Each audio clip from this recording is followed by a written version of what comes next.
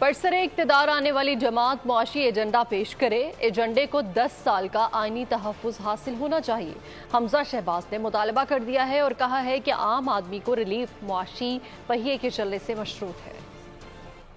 تمام سیاسی جماعتوں کو ایک ایجنڈے پہ متحد ہونا چاہیے، اور میں ہمیشہ کہتا ہوں کہ یہ جو معیشت کی گاڑی رک چکی ہے اس کو چلانے میں سب کو زور لگانا چاہیے۔